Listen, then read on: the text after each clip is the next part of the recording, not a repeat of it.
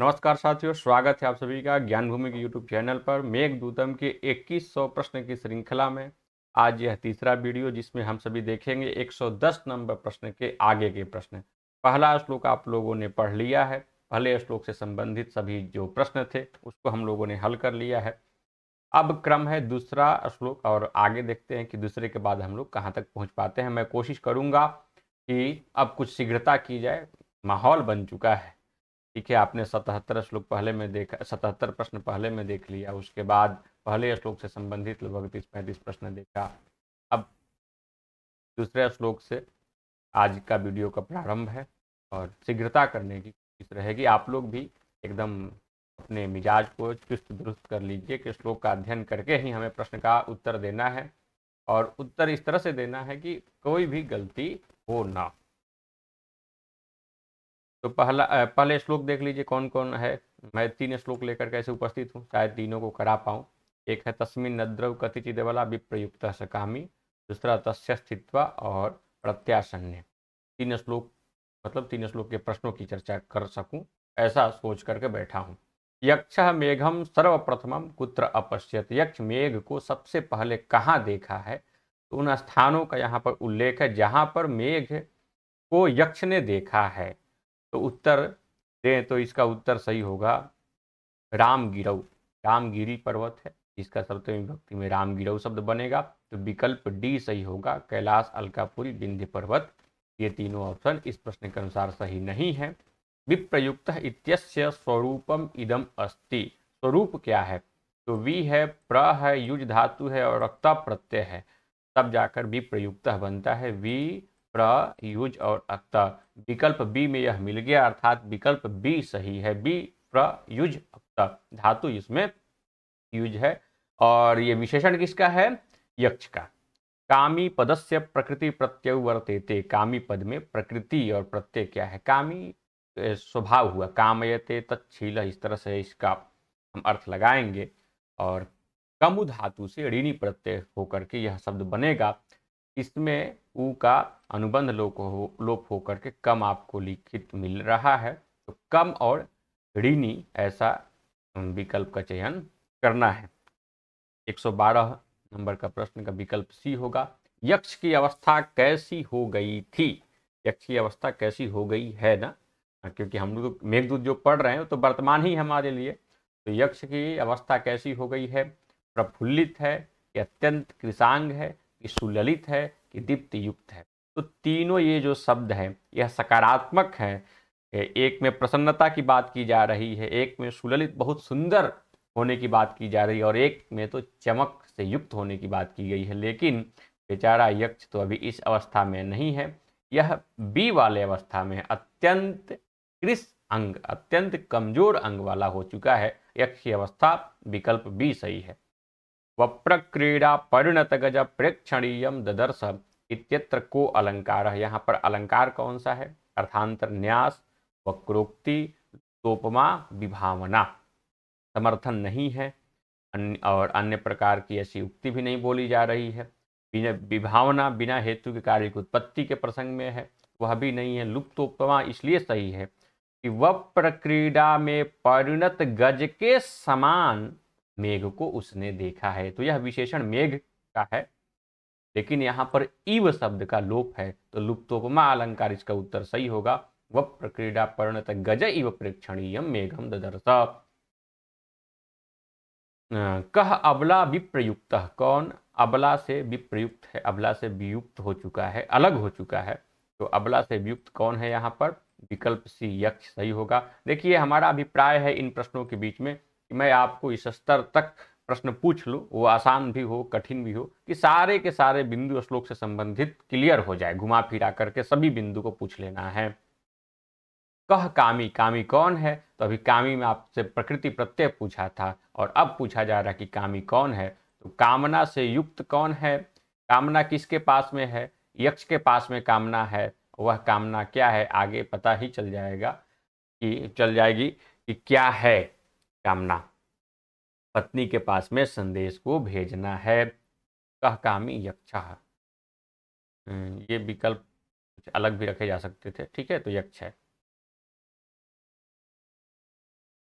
यक्षः केन कनकवलय भ्रंसरिक्त प्रकोष्ठः जातः। यक्ष जो है कि किस कारण से सोने के कंकड़ के भ्रंश हो जाने से, तो गिर जाने से, खत्म हो वहां से निकल जाने से खाली प्रकोष्ठ वाला हो गया है। सोने का कंकड़ जहां पर पहनते हैं वह स्थान उसका रिक्त हो गया है। कंकड़ क्या, यहाँ पर आप कड़ा से लीजिए, बहुत दुबला पतला हो जाने से उसके हाथ से वो सोने का जो कड़ा है, बहुत लोग पहनते भी हैं, यहाँ पर देखेंगे कि इस तरह एक पीतल का कोई पहनता है, कोई तांबा का पहनता, तो वही वाला है प्रकोष्ठ। यहाँ पर कलाई अर्थ मिला है, इसलिए यही अर्थ निकलेगा। तो किस कारण से, ताप से कि प्रिया वियोग से कि कालक्रम से कि अपने क्रिया से, तो दो तो एकदम नहीं होगा। आप दो पर संदेह करेंगे कि प्रिया वियोग सही करे कि साप करे।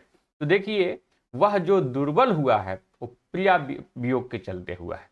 आपके साप में तो ये नहीं लिखा था कि आप जाके दुर्बल हो जाइए, प्रिया वियोग लिखा हुआ है। तो प्रिया वियोग कार्य है साप का, कारण है उसका श्राप, और प्रिया वियोग कारण है ये दुर्बलता का।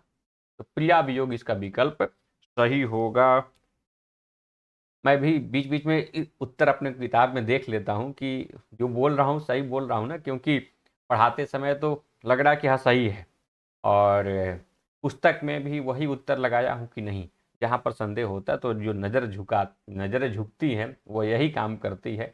पुस्तक में भी यही लिखा हूँ ना, न तो पता चला कि पुस्तक में दे दिया उसमें कुछ और उत्तर लगा हो। कतिचित् मासान् कनकवलयभ्रंसरिक्तप्रकोष्ठः इत्यत्र समुचित पदेन रिक्त स्थानं पूरयतु। तो कतिचित तो मैंने बोल दिया था, लेकिन कुछ वैसा विकल्प में दिखाई नहीं दे रहा है। तो कतिचित मासान का विशेषण है, उसको छोड़ करके नित्वा आप इसको भर दीजिए कि नित्वा मासान, मास को बिता करके। इस तरह से आगे का वर्णन है कि कनकवलय भ्रंसरिक्त प्रकोष्ठः, उसने आगे फिर मेघ को देखा है। तो नीत्वा सबसे समुचित पद यहाँ रिक्त स्थान के लिए है और कोई नहीं। यक्षस्य प्रकोष्ठ कस्मात् रिक्त, यक्ष का जो कलाई है वह किससे रिक्त है? रजत रत्नात्, पुस्तकात्, पुष्प विशेषात्, कनक वलयात्। तो अब तो उत्तर आपको एकदम सटीक लग ही गया होगा कि सोने के कंगन से उसका हाथ जो है खाली हो चुका है। विकल्प डी सही है। यक्ष कदा मेघम ददर्श, कब उसने, श्रावण में देखा कि पोष में देखा कि आषाढ़ में देखा कि कार्तिक में देखा। तो नवसी शब्द का उल्लेख है और नवसी शब्दवाचक है श्रावण महीने का। अबला विप्रयुक्त शब्देस्मिन् समासः वर्तते। अबला विप्रयुक्त में समास कौन है? अबलया विप्रयुक्त, पत्नी से वियुक्त। तो अबलया विप्रयुक्त में तृतीया तत्पुरुष समास सही है। तस्मिन् नद्रौ कतिचिदबला विप्रयुक्तः सकामी, अत्र तस्मिन् इत्यनेन बोधितः। यहाँ पर तस्मिन् एक सर्वनाम का प्रयोग है, और उस सर्वनाम का अर्थ क्या होगा, उससे किसका बोध होगा? जब जब भी सर्वनाम प्रयोग किया जाए तो निश्चित है कि किसी न किसी संज्ञा का बोध है। तो वहां पर किसका बोध है? तो उस पर्वत पर, तो नीलगिरी, रामगिरी, आम्रकूट और हिमालय। तो यहाँ पर सीधे आप किसको कहेंगे? रामगिरी को। इस प्रश्न को दूसरे तरह से भी एक बार मैं पूछा हूं, अभी आगे मिलेगा आपको। तस्मिन से यहाँ पर किसका बोध होगा? उसी पर्वत पर देखा है ना, जिस पर्वत पर निवास किया था, जिस पर्वत का उल्लेख पहले श्लोक में है। कश्चिद यक्षः वाला जो श्लोक है, कश्चित कांता विरह गुरुणा, उसमें रामगिरी आश्रम का उल्लेख है। तो वही अब तस्मिन, जब एक बार संज्ञा का उल्लेख हो गया तो फिर सर्वनाम प्रयोग किया जा सकता है। तो तस्मिन शब्द रामगिरी आश्रम को बता रहा है। तस्मिन इत्यनेन बोधितः रामगिरी। नित्वा मासान, अवृत स्थान की पूर्ति करनी। यह सारे प्रश्न आपको अभी बहुत इजी लग रहे होंगे, क्योंकि एक ही श्लोक से उसी क्रम में चल रहे हैं। लेकिन ये किसी परीक्षा में पूछे जाए तो, जब बहुत सारे ग्रंथों के बहुत सारे विषय वस्तु एक साथ रखे हो, तो किसी का कुछ और प्रश्न, किसी का किसी अन्य प्रश्न के बीच में जब ये सारे प्रश्न आएंगे तो आसान नहीं लगेंगे। यहाँ पर भले आसान लग रहे हैं। तो नित्वा मासान कनक वलय भ्रंसरिक्त प्रकोष्ठ, यह वही हल कर पाएगा जिसको पद्य की आवृत्ति है, पद्य का स्मरण है। तो कनक शब्द यहाँ पर रिक्त स्थान के लिए समुचित है और कोई नहीं। यक्षः वप्र क्रीड़ा परिणत गजा वृक्षणीयम कम ददर्श, यक्ष ने देखा तो है, लेकिन किसको देखा है? उसका एक विशेषण प्रयोग कर दिया गया, विशेष्य का आपको अन्वेषण करना है। तो वप्र क्रीड़ा में परिणत गज के समान दर्शनीय मेघ को उसने देखा है आषाढ़ के प्रथम दिवस में। 124 का विकल्प बी सही है। स्वभवनम इंद्रम कपोतम, ये सब सही नहीं है। अद्रौ अबला विप्रयुक्त कनकवलय भ्रंश रिक्त प्रकोष्ठ। अद्रौ मतलब पर्वत पर, अबला से विप्रयुक्त और कनकवलय भ्रंश रिक्त प्रकोष्ठ और खाली स्थान दे करके पूछा कतिचित मासानित्वा मेघम ददर्श। अब इसमें आपको देखना है कि कौन सा शब्द हम यहाँ रख दें तो हमारा प्रश्न सार्थक हो जाएगा, या जो पूछा जा रहा है वो अभिप्राय सिद्ध हो जाएगा। अद्रौ अबला विप्रयुक्त कनकवलय भ्रंश रिक्त प्रकोष्ठ में कामी शब्द को यदि रख देते हैं, कामी, गुणी ज्ञानी सर्वज्ञ ऐसा शब्द उसके लिए है नहीं, कामी शब्द रखेंगे तो उसी यक्ष का बोध होगा। कामी यक्ष कथिचित मासान्वित्वा मेघम ददर्श। वप्र क्रीड़ा परिणत गज, यहाँ वप्र शब्द का आगे की पंक्ति आप अपने से स्मरण कर सकते हैं। वप्र क्रीड़ा परिणत गज प्रेक्षणीयम, वप्र क्रीड़ा परिणत गज प्रेक्षणीयम मेघम ददर्श। वप्र शब्द का क्या सन्निकट अभिप्राय है, मतलब कि आपको उसके अर्थ के समीप तक जाना है। अर्थ तक पहुंच गए तो ठीक ही है, लेकिन इन शब्दों में एकदम सटीक अर्थ ना हो तो कम से कम समीप जाइए। आधी, प्रथम दिवस, उत्खात, तो वप्र जो है कि तीर को टेढ़ा करके यदि किसी चीज को उखाड़ने में संलग्न है कोई तो उसी को वप्र कहा गया है। और हाथी के विषय में बात है कि वो अपने दंत प्रहार से सिर को टेढ़ा करके कुछ किसी चीज का उखाड़ने की चेष्टा कर रहा है, इस तरह का हाथी। तो वप्र का अर्थ हुआ उत्खात, क्रीड़ा का अर्थ है खेल, केली शब्द भी मिलेगा इसका, उत्खात खेली। परिणत मतलब लगा हुआ, गज मतलब हाथी, तो उत्खात इसका भी प्राय है सन्निकट। कनक वलय भ्रंश रिक्त प्रकोष्ठ का सही अर्थ क्या है? अर्थ बहुत लंबा चौड़ा लिखा है तो एक यहीं पर अर्थ निकाल लीजिए। कनक मतलब सोना, वलय मतलब कंकड़, सोना का कंकड़, ठीक है। भ्रंश मतलब गिर जाना, रिक्त मतलब खाली, प्रकोष्ठ मतलब कि अब जहां पर उसको पहना जाए तो कलाई वाला भाग, सब में कलाई वाला भाग लिखा है। सोने के कंकड़ खिसक करके गिर जाने से खाली कलाई वाला, तो स्वर्ण कंकड़ समुद्र खिसक भरा कलाई वाला, भरा शब्द हो गया तो ये कट जाएगा। समुद्र शब्द का कोई उल्लेख नहीं, ये कट जाएगा। चांदी के कंकड़ से ये कट जाएगा, तो यही विकल्प सही होगा। स्वर्ण कंकड़ के खिसक कर गिर जाने से खाली कलाई वाला। नीत्वा मासान कनक वलय भ्रंशलिप्त प्रकोष्ठ, इस कथन में सुवर्ण सूचक शब्द क्या है? तो कनक शब्द का ही अर्थ होता है सोना, और किसी का नहीं है। कनक शब्द सही है। तस्मिन् अद्रौ कतिचिद बला विप्रयुक्त सकामी इत्युक्ते कस्मिन् अद्रौ, एक बार फिर आ चुका है पहले और ये थोड़ा सा अलग है। तो तस्मिन् अद्रौ में किस पर्वत की बात की गई है? रामगिरी शब्द का उल्लेख हम लोगों ने देख लिया कि तस्मिन् से किसका बोध होता है, लेकिन यहाँ पर पूछा कि इत्युक्ते कस्मिन् अद्रौ, यहाँ पर बोलने पर किस पर्वत की बात है? तो चित्रकूट में ही वह स्थान है, तो चित्रकूट पर्वते उत्तर इसका सही होगा। हाँ, अब यहाँ पर साथ में यदि रामगिरी लिखा रहता तो हम रामगिरी की तरफ बढ़ते, चित्रकूट की तरफ नहीं बढ़ते। आषाढ़स्य प्रथम दिवसे इति श्लोकांश, यह एक श्लोक का अंश है। इस श्लोक के अंश में कितने पद हैं? तो जहां पर विभक्ति है वही पद है यदि शब्द है तो, और क्रिया रूप है तो जहां पर तिंग है वहां पर, जहां पर तिप्त जी 18 है उसमें से किसी का प्रयोग है तब वह पद है। तो आषाढ़ से एक पद हुआ और प्रथम दिवस से एक पद है, प्रथम और दिवस का समास हो गया है, तो प्रथमश्चासो दिवस, इस तरह से प्रथम दिवस तो ये बन गया है एक कर्मधारय समास यहाँ पर हुआ। तो आषाढ़स्य प्रथम दिवसे में प्रथम दिवस एक शब्द है और आषाढ़ शब्द एक है, तो दो पद है, केवल दो पद माना जाएगा। यक्ष आश्लिष्ट सानु मेघम कदा ददर्श, आषाढ़स्य प्रथम दिवस, ठीक है। दिन रहता तो फिर नपुंसक लिंग हो जाता वो। यक्ष आश्लिष्ट सानु मेघम कदा ददर्श, यक्ष ने पर्वत से चिपकते हुए, पर्वत में स्पर्श करते हुए, पर्वत का आलिंगन करते हुए जैसे मेघ को कब देखा है? तो आषाढ़ के प्रथम दिवस में देखा है, ये तो बहुत प्रसिद्ध हो गया है प्रश्न।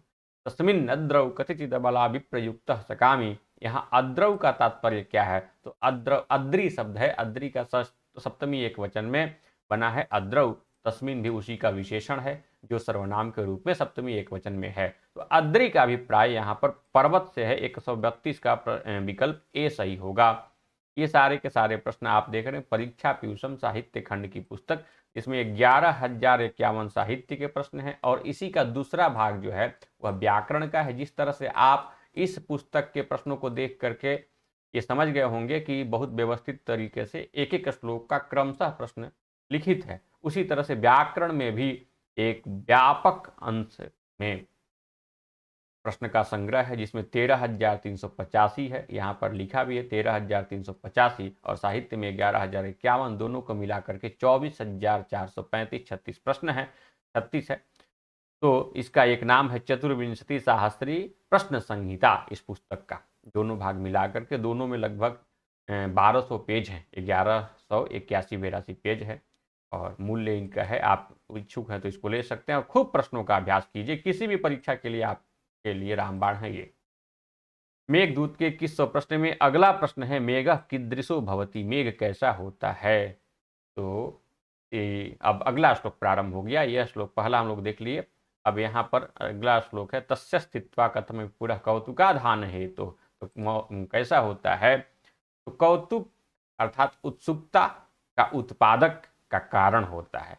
तो मेघ कीदृशो भवति, प्रतिकूलात्मक, भय उत्पादक, गर्वयुक्त और उत्कंठोत्पादक। तो उत्कंठा का उत्पादक होता है विकल्प डी सही होगा। राज राज इत्यत्र प्रत्ययो अस्ति, राज राज में इस प्रत्यय क्या है, तो आप महाराज शब्द बनाए होंगे समास में, फिर परमराज बनाए होंगे, तो वहां पर देखते हैं कि राज शब्द के अन का लोप हो, अन हट जाता है, टच प्रत्यय कर दिया जाता है और आकर के फिर अन को हटा करके बनता है तो राज बनता है। इसका अर्थ हुआ राज्ञाम राजा, राजाओं का राजा, और राज राजा शब्द जो है कि टच प्रत्यय करके इस तरह से राज बना, तो टच प्रत्यय यहाँ पर उत्तर सही होगा।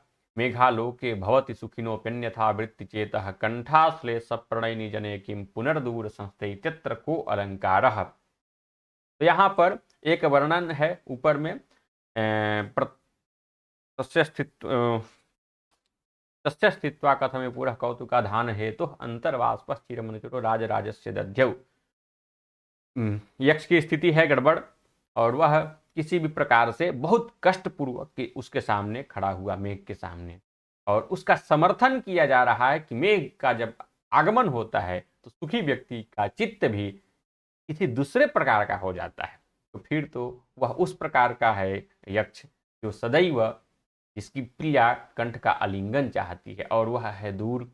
तो ऐसे की स्थिति पर फिर क्या कहना, मतलब बहुत कुछ कहना, फिर क्या कहना का तात्पर्य कि बहुत कुछ, यहाँ पर दूसरे अर्थ को ग्रहण करना है।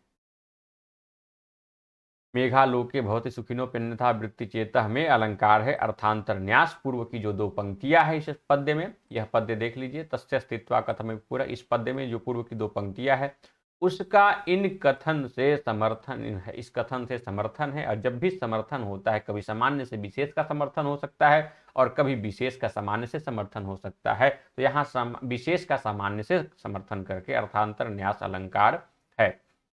किम पुनर्दूर संस्थे इत्यत्र को अलंकार। अब यहाँ पर अलंकार पूछा जा रहा है, इसी में जो हम लोगों ने देखा कि सामान्य व्यक्ति का चित्त भी इधर उधर हो जाता है, तो फिर जो दूर है अपने प्रिय से, जो प्रिया कंठ का आलिंगन चाहती है उसके लिए फिर क्या कहें। तो क्या कहने का अर्थ है, दूसरा अर्थ इसका होगा कि अर्थ का ग्रहण किया जाएगा कि मतलब उसकी स्थिति बहुत खराब हो सकती है। यहाँ पर अर्थ की आपत्ति हुई, आपत्ति मतलब अर्थ का आगमन, अर्थापत्ति, इसको हम अलंकार के रूप में बोलते हैं अर्थापत्ति, ठीक है। उसकी स्थिति और खराब हो सकती है, यहाँ पर यह अर्थ निकला, क्योंकि सामान्य व्यक्ति का भी जब चित्त बदल सकता है तो उसका फिर क्या कहना।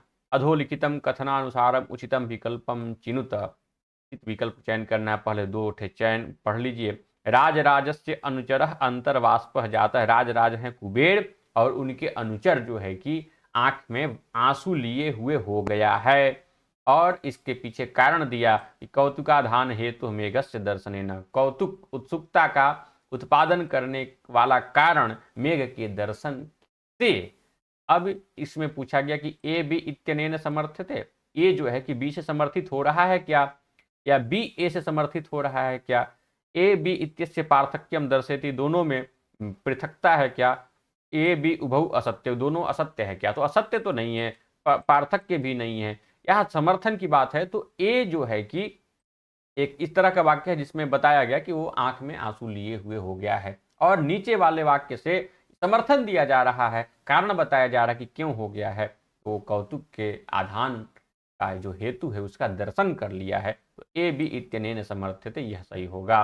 कंठाश्लेष प्रणयनी जनस्य अवस्था मेघालोके सती कीदृशी भवती। कंठ के आश्लेष की जो प्रिय हो, ऐसी प्रिया आप कंठाश्लेष प्रणयनी जनस्य अवस्था मेघालोके, थोड़ा सा परिवर्तन किया जा सकता है प्रश्न में। जैसे कंठाश्लेष प्रणयनी जनस्य, ये गलत है, गलत है, इसमें परिवर्तन इस तरह से करिए। भावार्थ तो आप समझ जाएंगे कि कंठ के आलिंगन के जो प्रिय हो, कंठाश्लेष प्रिय जनस्य ऐसा कर दे तो सही हो जाएगा।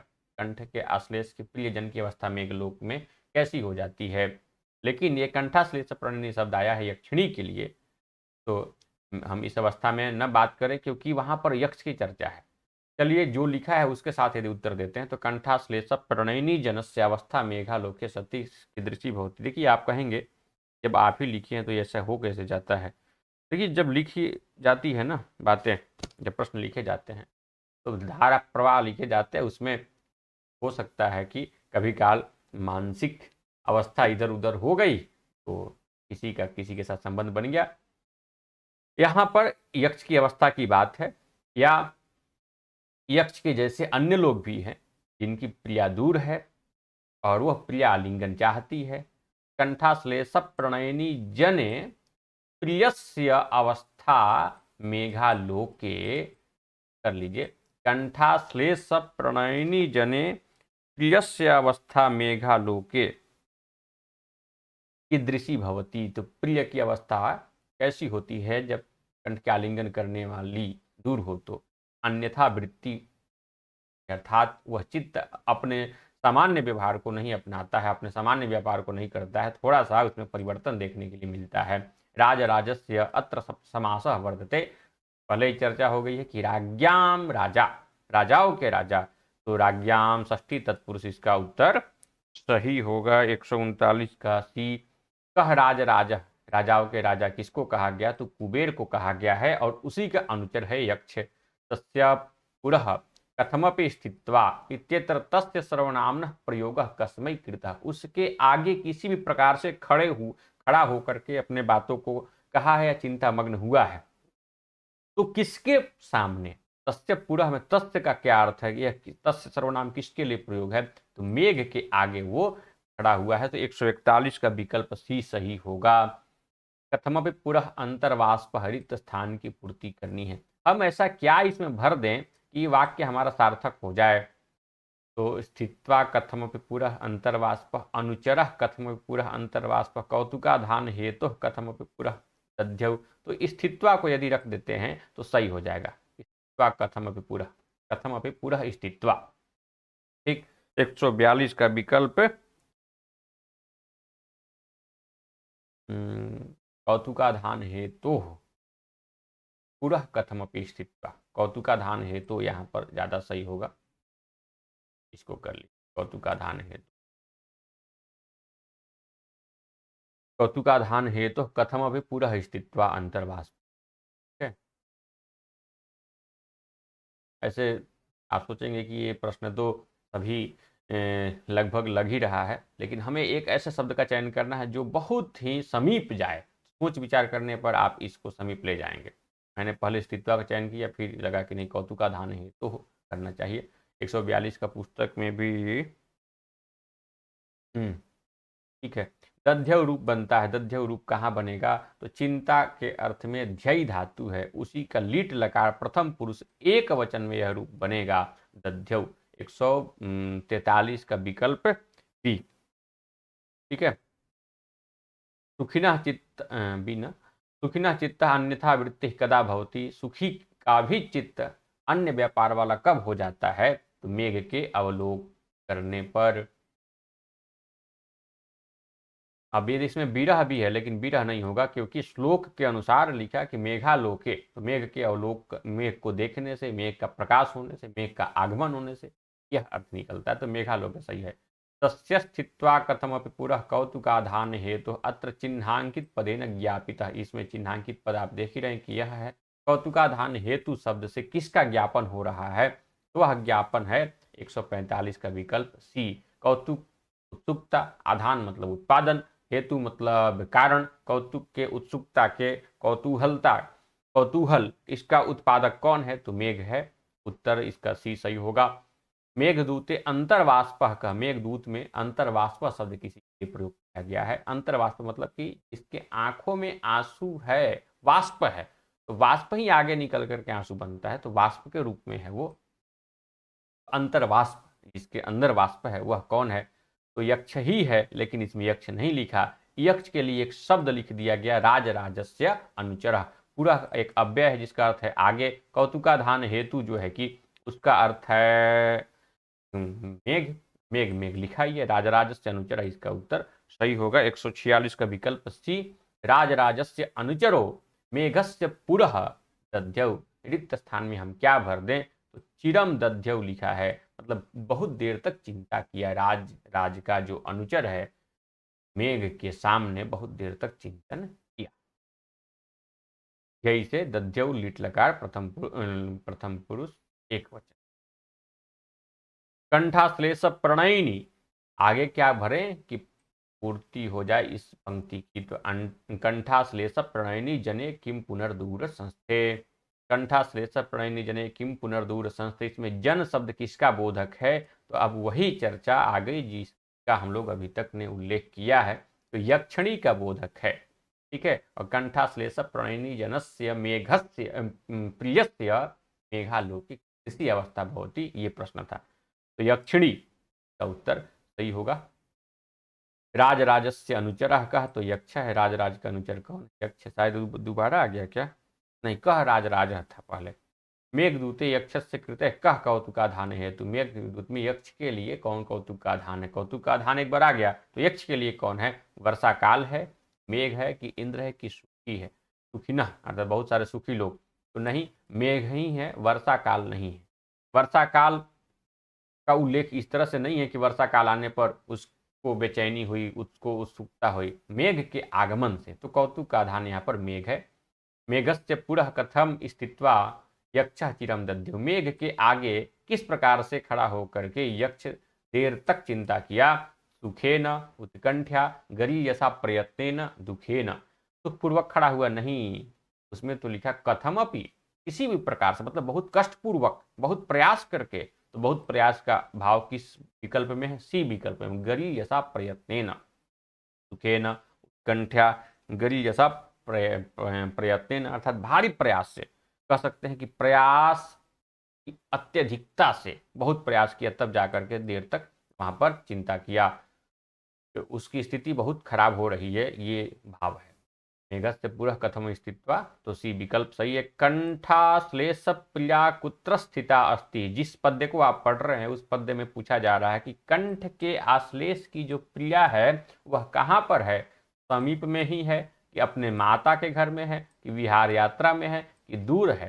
तो दूर की बात की गई है। किम पुनर्दूर संस्थे, दूरस्थे बहुत दूर है। अब उसका यदि स्थान पूछा जाए, पता पूछा जाए, तो मैं नोट कर लेता हूँ, चले जाइए, नोट करा देता हूँ, आप चले जाइए, देख लीजिए क्या स्थिति है। अलकापुरी में है वो। और आगे जैसे जैसे बढ़ेंगे तो वहाँ का मार्ग भी मैं बता दूंगा कि कैसे अलकापुरी जाना है, और उसकी स्थिति देखनी हो तो जा करके देख सकते हैं।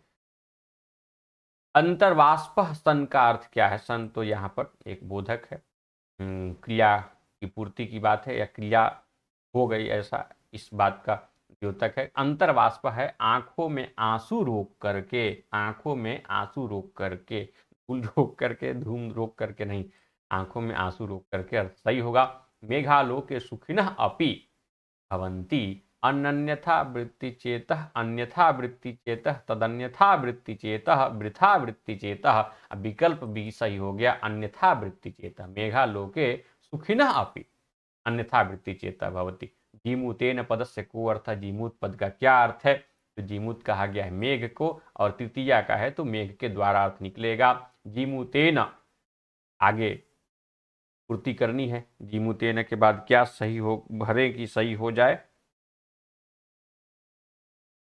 जीमुतेन स्वकुशलमयीं हारयिष्यन् प्रवृत्तिम, अपनी कुशलतामयी प्रवृत्ति को वह भेजने का इच्छुक है। तो कुशलमयी में यहाँ पर विकल्प सही होगा, विकल्प ए। ठीक, और ये तो साधन है जिससे उसको पूजन करना है, भक्ति दिखानी है। यक्ष अपना संदेश मेघ के द्वारा क्यों भेजना चाह रहा है, क्या कारण है भैया कि इतना बेचैन है कि एक मेघ से अपना संदेश भेज रहा है?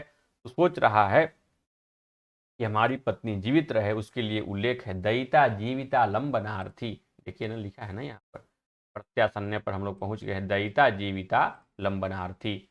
तो प्रिया के जीवन की रक्षा की कामना से वह संदेश भेजना चाह रहा है।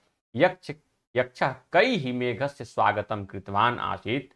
यक्ष जो है कि कृतवान से भी हो जाएगा, आसीत बोलने की जरूरत नहीं है। यक्ष जो है कि किससे मेघ का स्वागत किया है, तो नए नए निकले हुए कुटुज के कुसुमों से। कुटुज के कुसुम के लिए गिरी मल्लिका पुष्प शब्द भी आपको मिल सकता है, तो कुटुज कुसुमई ही करिए। कुटुज कुसुम में कौन सा समास होगा? क्रमधारा ही होगा, कुटुजानी कुसुमानी। ठीक है, चलिए शायद आगे आएगा मैं बता भी दूंगा। कि दृश्य ही वचन ही यक्ष हमें अगस्त स्वागतम व्याजाहार, नीचे पूछा कि किससे किया, अब पूछ रहा है कि किससे, किस तरह के वचन से स्वागत किया। तो प्रीति प्रमुख वचन ही, उस पहले प्रसन्न हुआ। देखिए लिखा है कि प्रीतः, प्रसन्न होकर के, प्रीति प्रमुख वचनम स्वागतम व्याजहार, ऐसा स्वागत वचन बोला जिसमें प्रीति की प्रमुखता है, प्रीति की प्रधानता है। प्रीति प्रमुख वचन ही, ये उसका उत्तर सही होगा। प्रसन्नता है जिसमें, ऐसा नहीं कि उदासीनता भरे स्वर में अपने बातों को कह रहा है। फिर सम्मेलन करना है आपको। नभसी का सम्मेलन किसके साथ करेंगे? तो नभसी का कर दीजिए, नभसी प्रत्यासन है तो क का कर दीजिए 4। ठीक है, क का 4 कर दिए। ख के दयिता जीविता लंबनार्थी कौन है? यक्ष है, तो ख का कर दीजिए 3। 4 और 3 देख लीजिए कहाँ पर है, 4 और 3, 4 और 3 यहाँ पर है। ठीक, और मिला लीजिए। जीमुते न, अर्थात जीमू से क्या करना है हमें? भेजना है संदेश, हारेशियन हो जाएगा, ग का 2 हो जाएगा। और कुटुज कुसुम से अर्घ की कल्पना करनी है, तो 1 हो जाएगा। विकल्प डी इसका सही है। नीचे 2 कथन लिखित है, उसके अनुसार सम्यक उत्तर का चयन आपको करना है। पहला कथन है यक्ष नभसी प्रत्यासन्ने, यक्ष जो है कि श्रावण मास के समीप होने पर मेघे न वार्ताम प्रेषयितुम ये स, मेघ से वार्ता को भेजने की इच्छा रखता है, चाहत रखता है। और दूसरा कथन है यक्ष कुटुज कुसुमई ही तस्मय स्वागतम न व्याजहार, यक्ष कुटुज के कुसुमों से उसके लिए स्वागत का वचन नहीं किया। तो स्वागत का वचन बोला है, मतलब कि ए तो सही है, आर गलत है। ए सत्यम, आर असत्यम। प्रत्यासन्ने इत्यस्य स्वरूपम इदम वर्तते। तो प्रति तो है, आ है, सभी में दिखाई दे रहा है। धातु भी दिखाई है, मतलब प्रत्यय का हमें बस अन्वेषण करना है। तो प्रत्यासन में प्रति आसद अक्त से बन जाएगा प्रत्यासन। ठीक, सभी जगह अक्त का आपको यही नहीं दिखाई देता है कि त ही रहे, उसका विभिन्न रूप भी दिखाई देता है आपको, कभी छिन्न भी दिखाई देगा। तो यहाँ पर सन्न दिखाई दिया। प्रीति इत्यत्र को प्रत्यय, प्रिय धातु है शायद इसमें, प्रिय धातु से एक 3 प्रत्यय स्त्रियाम एक 3 सूत्र से किया जाता है। धातु को एक बार देख लूं,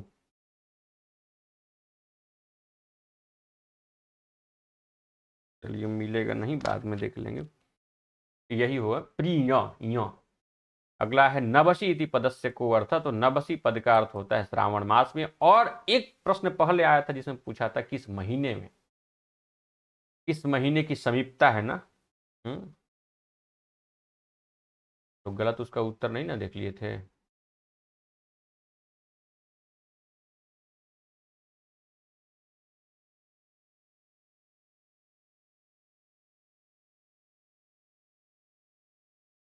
फिर गुजर जाने के बाद पता चलता है कि अच्छा कदा मेघम दर्श। देखिए गलत उत्तर देख लिए थे, 120 का विकल्प सी सही होगा, सी सी। ये मुझे याद आया जब आगे बढ़े हम लोग तब। पुस्तक में क्या है भैया, पुस्तक में गलत नहीं ना है। 120 का सी ही पुस्तक में, ये हमारा मिस्टेक है, तो बहुत शीघ्रता से बोल दिया था मैं।